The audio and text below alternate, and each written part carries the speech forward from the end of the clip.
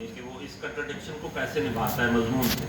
تو انہوں نے پھر اپنا شعر سنایا. شعر سنیے آپ کہ اسی غزل کا شعر وہ ہے اقرار کے انکار کھلے.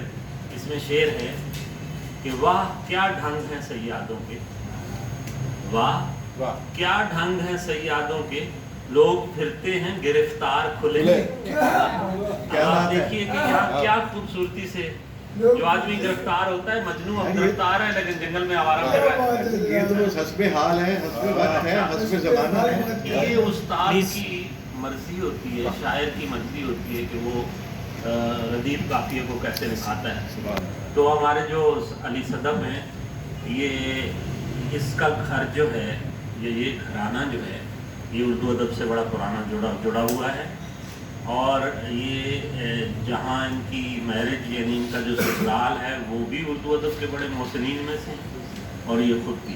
تو ان کے ہاں زبان و بیان کا معاملہ تو بہت ٹھیک ہوتا ہے. تو یہ آپ دیکھیے کہ ٹوٹتے رہے، کیا کیا چیز ٹوٹتی ہے انہوں نے نبھایا ہے، کہ اس میں کوئی ایسی بات نہیں لائے کہ جس میں جو چیز آپ اب رباب کا ٹوٹنا اس معاملے میں نہیں، اس طرح نہیں آیا، سر ٹوٹنے کے معنی میں نہیں آیا.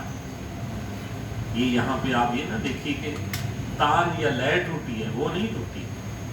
اٹ سیلف وہ جسم ٹوٹا ہے، وہ رباب جو اینٹی ہے وہ ٹوٹی. تو یہ ٹوٹنا بدن ٹوٹنے کی طرح، یا وعدہ یا عتاب ٹوٹنا، یا رباب ٹوٹنا. تو بہت اچھا انہوں نے نبھایا ہے اس مشکل ردیف کو. یعنی آسان ردیف نہیں ہے. بعض اوقات آپ دیکھیں کہ ہماری جو نئی شاعری لکھی جا رہی ہے، ردیف کچھ بول رہی ہوتی ہے اور قافیہ کچھ بول رہا ہوتا ہے. میرے حضرات، میرے خیال ہے اس کے بعد کوئی آئٹم نہیں ہے.